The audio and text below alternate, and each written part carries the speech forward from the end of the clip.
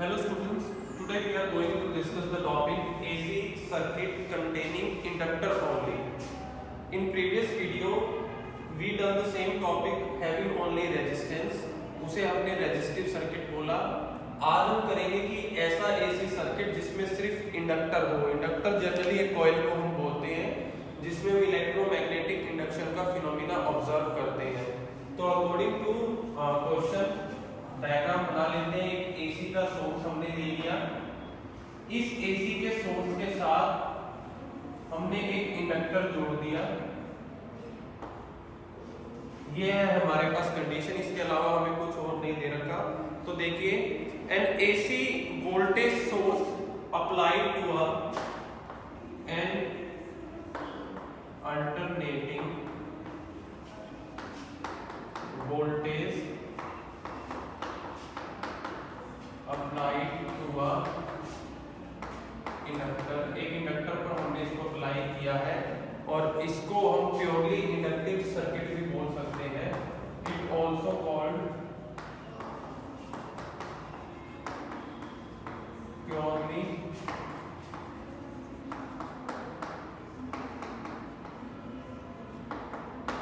Inductive circuit भी इसको कह सकते हैं. देखिए, एज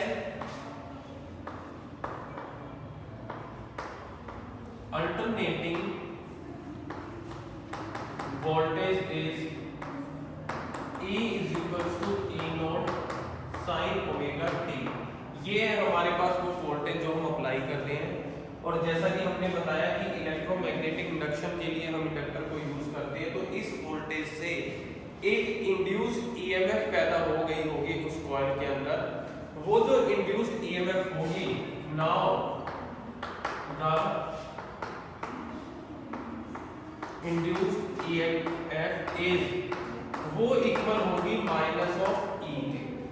क्योंकि ये हमने पढ़ा है कि जो इंडक्शन का फिनोमिना है, चाहे करंट इंड्यूस हो चाहे EMF इंड्यूस हो, वो हमेशा अपने सोर्स को अपोज करते हैं. तो अगर ये पैदा हुई है EMF, तो ये अपोज करेगी किसको? पहले वाली EMF को. ये हमें पता है. इसकी वैल्यू इसकी वैल्यू हमें पता है. स्मॉल e की वैल्यू आप कर चुके हो. वो इक्वल होती है minus L D I by D T. ये आपने किया था जब आपने कोफिशिएंट ऑफ सेल्फ इंडक्टेंस किया, वहां ये फॉर्मूला हमने लगाया था. इक्वल हो गया माइनस ई के. माइनस से minus sign cancel out. D I आ गया आपके पास E L D T K. देख लीजिए, हमने डी आई को सेपरेट कर लिया. डी टी ऊपर गया, एल अपॉन में आ गया. ई की जगह हम वैल्यू पुट कर सकते हैं E naught sine omega T divided by L into में डी टी. ये हमारे पास डी आई की वैल्यू आ गई है. अब टाइम आ गया इसको इंटीग्रेट करके हम कंप्लीट आई निकाल लें. तो अब देखिए, now on integrating D I का तो आई हो जाएगा, और उस तरफ देखिए ई नॉट एल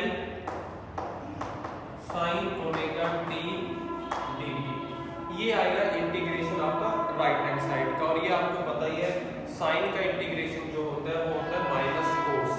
और यहाँ पर थीटा के साथ वैल्यू है, तो ये हो जाएगा साइन ओमेगा टी का होगा minus cos omega T divide by omega. तो ये आ जाएगा आपके पास ई नॉट बाय एल ब्रैकेट में minus cos omega T divide by omega. ये आ जाएगा इंटीग्रेशन. ओमेगा को बाहर ले लेते हैं. देखो, माइनस ई नॉट एल ओमेगा या ओमेगा एल देखो omega L cos omega T. देखो, आंसर हम यहाँ पर भी छोड़ सकते हैं इसको. पर दिक्कत क्या है कि हमने जो ईएमएफ ली है वो साइन की वेव फॉर्म में ली है. तो जो करंट हमें निकाल के दिखाना था वो भी हमें साइन की वेव फॉर्म में ही निकालना था. दो मेथड है कोस थीटा को कन्वर्ट करने के. आप इसको साइन 90 प्लस थीटा भी लिख सकते हो, साइन 90 माइनस थीटा भी लिख सकते हो. दोनों में कोस ही आएगा आपके पास. पर हम यहाँ लेने वाले हैं माइनस वाला. क्यों? क्योंकि एक माइनस हमारे पास ऑलरेडी है. हमें इसे भी खत्म करना है, तभी हम ई और आई को जो है कंपेयर कर पाएंगे. और अगर आपने प्लस का ले लिया तो ये माइनस अंदर चला जाएगा, फिर अंदर माइनस आ जाएगा, तो इसलिए पहले अंदर ही माइनस का ले लेते हैं हम, ताकि ये वाला माइनस कंज्यूम हो जाए। तो इसको हम लिख सकते हैं माइनस ई नॉट ओमेगा एल, और कोस ओमेगा टी को लिख दिया साइन 90 माइनस थीटा, थीटा की जगह है ओमेगा टी। अब इस माइनस साइन को अंदर लेके जाओगे तो E naught omega L sine omega T पहले कर लो और पाई बाय 2 हो गया। माइनस साइन एडजस्ट आपका, हमने सिर्फ चीजों को क्या कर दिया है, जगह चेंज कर दी है। तो माइनस साइन आपका जो है वो यहाँ पर एडजस्ट हो गया है। अब इस टर्म को देखो, मैं यहाँ ऊपर कर रहा हूँ आपके पास, ये इधर देख लीजिए, I is equals to I not sine omega T minus pi by 2। तो आई नॉट किसके इक्वल आया, आई नॉट आ गया आपके पास ई नॉट ओमेगा एल के। इसको मैंने आई नॉट रखा है, और जब आप इसको कंपेयर करोगे on comparing with Ohm law जो कि डीसी के लिए काम करता है, जब आप इसको कंपेयर करोगे I is equals to V by R के साथ, तो आप देखोगे I की जगह I है, V की जगह V है, लेकिन R की जगह क्या आ गया, R की जगह आ गया ओमेगा L। ये रेजिस्टेंस का रोल प्ले करता है इंडक्टिव सर्किट में। इसको हम बोलते हैं यहाँ पर inductive reactance. It is known as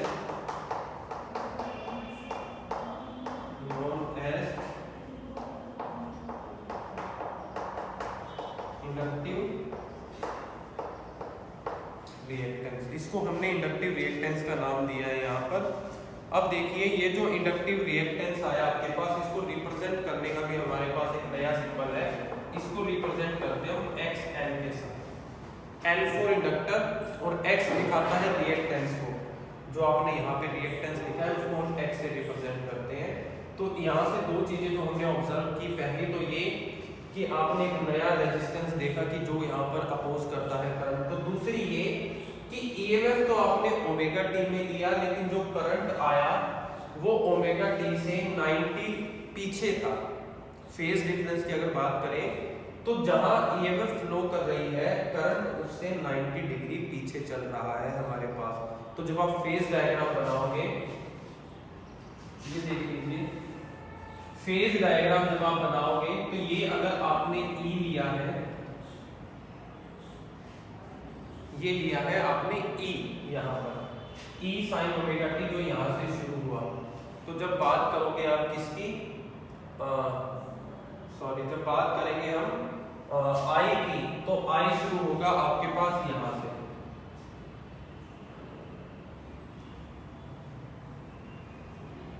ninety degree हम पीछे चल रहे हैं, तो I जो है वो यहाँ से शुरू होगा। ये डिफरेंस आ जाएगा हमारे पास। जब दोनों 0 0 थे, जैसे कि फर्स्ट केस हमने किया रेजिस्टेंस वाला, तो दोनों यहीं से शुरू हुए थे। अगर ये 90 डिग्री आगे चल रहा होता तो ये ऊपर से आता। इसका मीनिंग ये है कि अगर आप इसको बैक ट्रेस करो तो देखो ये ऐसे, तो यानी कि ये 90, ये +0 लिया है आपने, 0 है यहाँ पर, इससे आगे एंगल जो है वो पॉजिटिव है, तो इससे पीछे एंगल माइनस में है।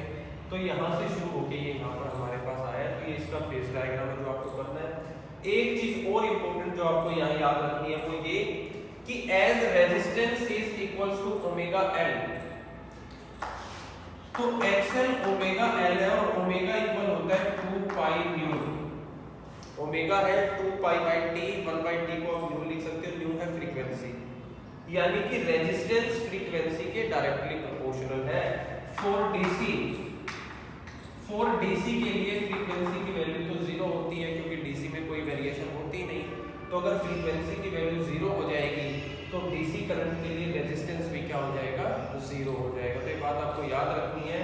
इंडक्टर सर्किट में डीसी को कोई नहीं रोकता, डीसी धड़ल्ले से आराम से पास हो जाती है, पर जब बात एसी की आएगी तो वहां पर रेजिस्टेंस आ जाएगा। जबकि आपको ये बात मैंने बताई थी लास्ट वीडियो में रेजिस्टिव सर्किट में कि वो जो रेजिस्टेंस आया था वो दोनों के लिए सेम था, एसी के लिए भी और डीसी के लिए भी। लेकिन इस सर्किट का जो रेजिस्टेंस आया है वो दोनों के लिए सेम नहीं है। डीसी के लिए तो ये बिल्कुल 0 बराबर है, लेकिन एसी के लिए ये अपनी वैल्यू शो करता है। तो ये हमारा टॉपिक था AC circuit containing inductor only. एक और टॉपिक इसी में ही है, हम आज इसको कर लेते हैं। लेते हैं AC circuit containing capacitor only.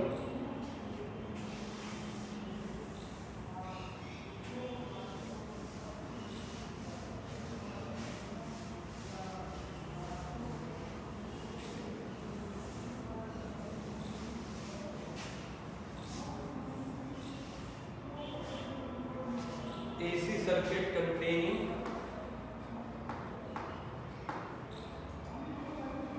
Capacitor only, और यहाँ एक कैपेसिटर लगा देते हैं। मेनली 3 डिवाइस है, हमने तीनों को अलग अलग सेपरेट में यहाँ कर ही दिया है। तो देखिए, when AC is applied to a capacitor, when AC is applied to अ,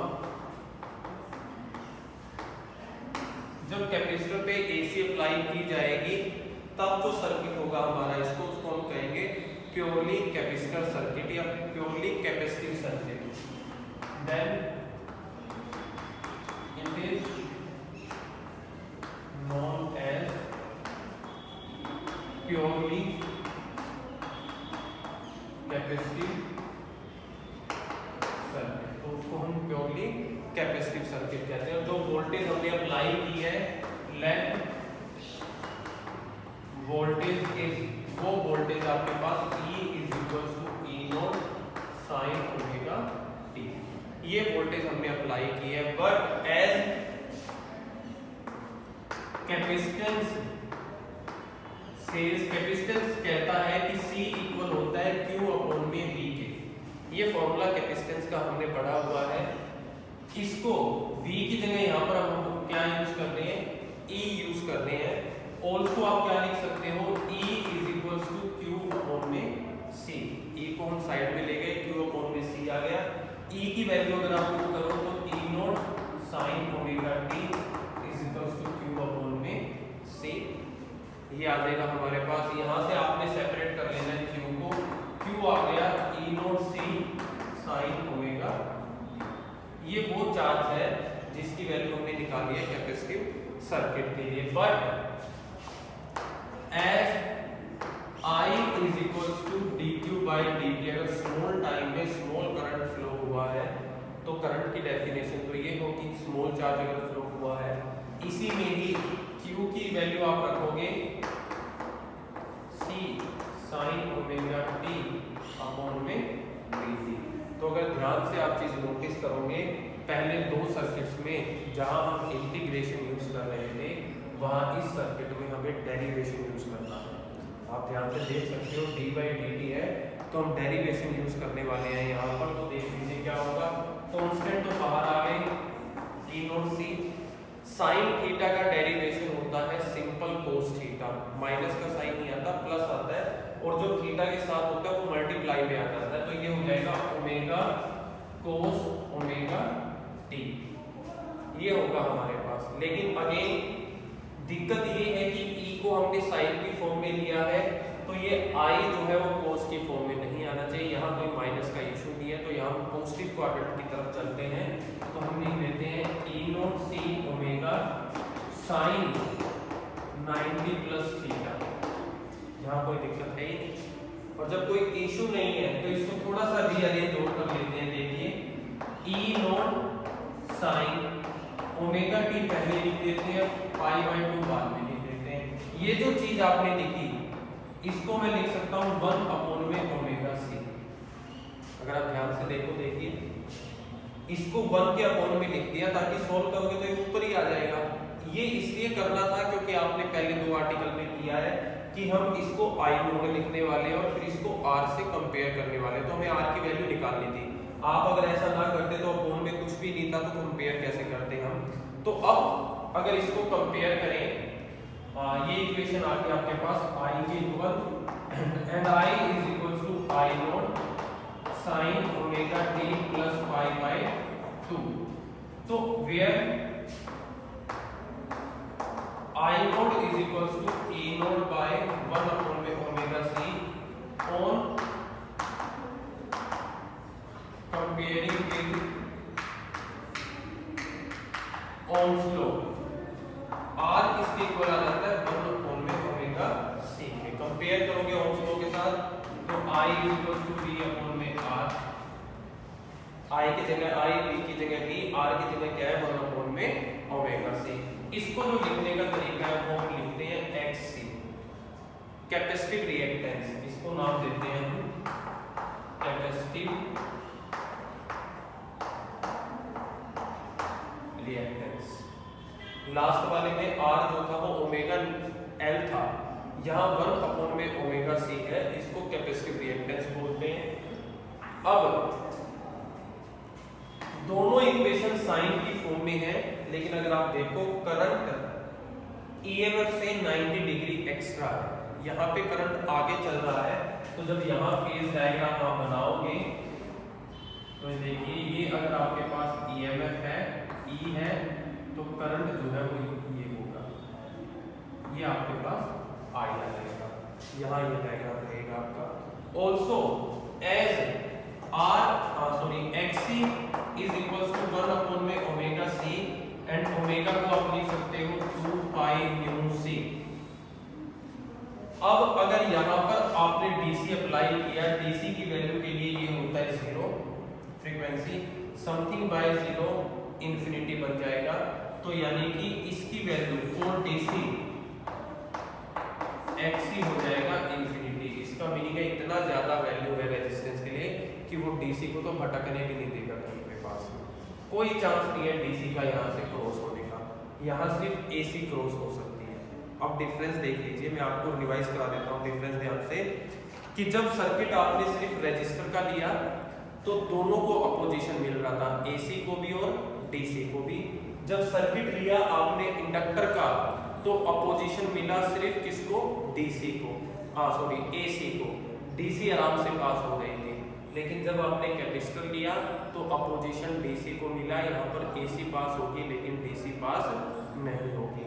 तो ये 3 अलग अलग सर्किट, और इन सर्किट से जो इंफॉर्मेशन आपको लेनी थी वो तो एक ही कि किसमें से कौन पास होगा। दूसरी, कैपेसिटिव रिएक्टेंस का फॉर्मूला क्या होता है, इससे पहले वाले में हमने इंडक्टिव रिएक्टेंस का फॉर्मूला सीखा, वो चीजें आपको लेनी है इंफॉर्मेशन के तौर पर। और दूसरी बात आपको ये पता लगानी है कि रेजिस्टर जब लगाया था तो E और I दोनों सेम फेज में थे, जब आपने इंडक्टर लगाया तो करंट 90 डिग्री से पीछे हो गया EMF से, और जब आपने कैपेसिटर लगाया तो करंट 90 डिग्री से आगे हो गया EMF से। ये बातें आपको याद रखनी है, क्योंकि जो आने वाले टॉपिक है हमारे उनमें ये इंफॉर्मेशन आपको डायरेक्ट यूज करनी है। वहाँ आपको आर्टिकल करके प्रूफ करके नहीं दिखाना कि 90 से आगे चल रहा है, वहाँ आपको पता होना चाहिए कि कैपेसिटर में करंट आगे होता है, इंडक्टर में करंट पीछे होता है। तो ये आपको याद रखना है, ये जो 2 टॉपिक थे याद रखने करने